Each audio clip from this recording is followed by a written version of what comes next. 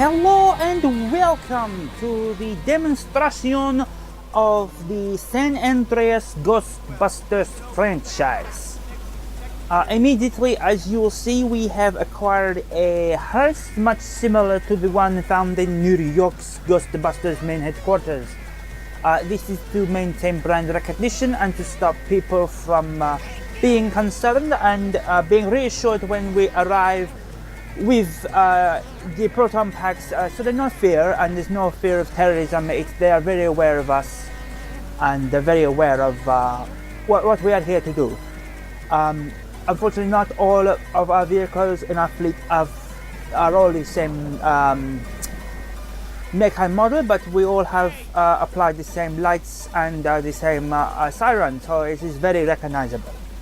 As you can see here, we are having to trial a new range of necrotic blaster. This is because San Andreas has reported a large outbreak of zombie.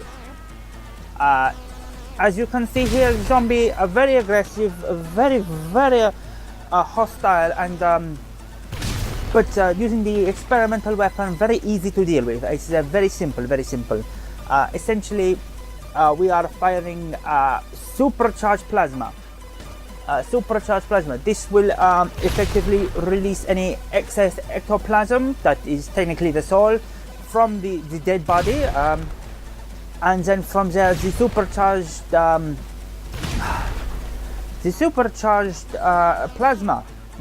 plasma will burn off any of the ionized necrotic matter.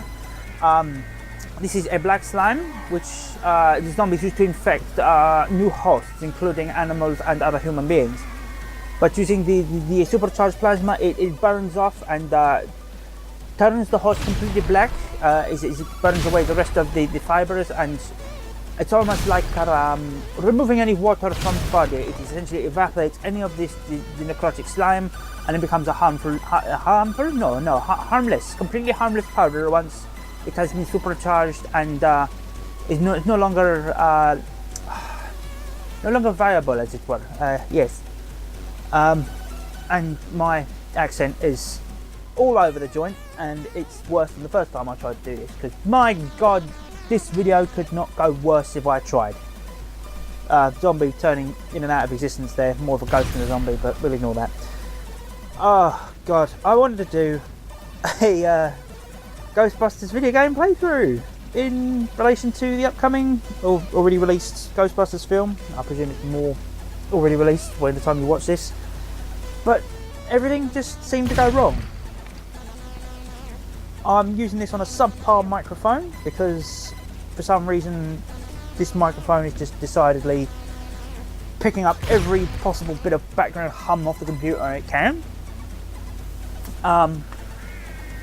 I've broken another microphone. Every attempt to use my mixer is turning into a fucking nightmare, so I need to actually invest actual money into an actual microphone to get it to work properly. So much for me cheaping out on this.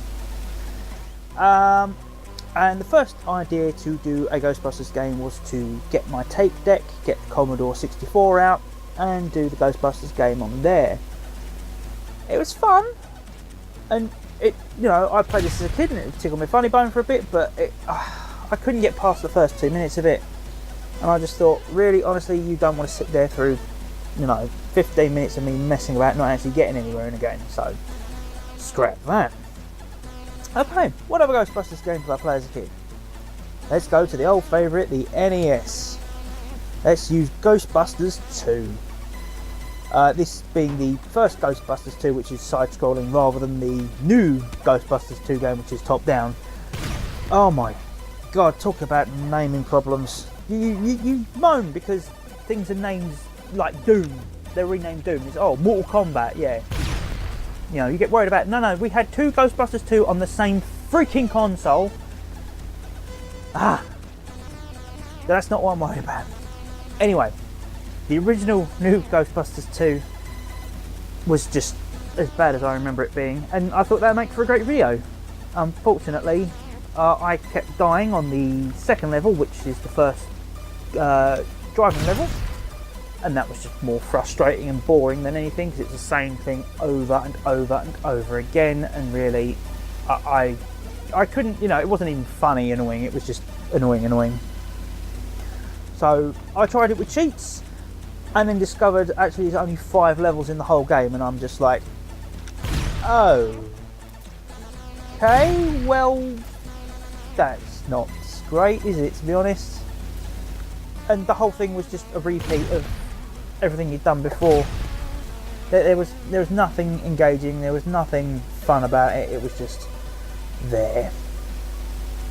So, having run out of time and run out of effort, I remembered I had already installed Ecto 1 onto Grand Theft Auto 5, and I thought, screw it, I'm going to find a couple more mods, jazz it up a bit, and we'll have ourselves a faux Ghostbusters run around San Andreas.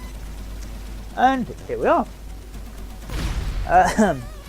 So, what mods am I using? I'm using the Ecto 1 mod for the Romeo hearse. It's purely a graphical change. The lights and the siren, as you probably may have already guessed taking a close look at it, are added in post-production. There's nothing new there. It's that's all post. But the actual car, as you can see it there in the background, is there, pristine, and you can use the native UI to change the colour of it to pearl white and make it spot on Ghostbusters, which is cool. What I also then decided to do was find something that would closely resemble a proton gun. Originally I installed the Railgun rapid fire mod, but I obviously installed it wrong and it didn't work properly. But it did come with this impressive Railgun fireworks, what would you call it, on impact, and yeah, that looks cool, that looks brilliant. Even if I haven't got the long stream, the single blast and it just explodes into fireworks, I thought that looked really cool and really sort of ghost-like. Unfortunately, getting ghosts in the game is another matter entirely. So instead I went with zombies, because I checked my Ghostbusters lore. Zombies are definitely a thing. The ionised necrotic matter is definitely a thing. More so in the tabletop RPG, but it's definitely a thing, so don't rag on me for that. And yeah, I could create a bit of lore around it and build this modified railgun into the history of Ghostbusters, and ta-da! We have ourselves Ghostbusters in San Andreas. There are a couple of other zombie mods I could have used. Oh, that's right, I didn't forget a zombie mod. This one just spawns zombies around you. No matter where you go, there will always be zombies spawning around you. There are a couple of other zombie mods, but they created a game within a game, and that wasn't what I was after. I wanted fully customizable. I just wanted to spawn a load of zombies. As you may have noticed, getting them inside the buildings is not as common as you'd like, but externally they tend to spawn fine. So that was my frustrating week. This has been Ghostbusters on Grand Theft Auto 5, and I'm going to hopefully produce something slightly better now. Ta-ra!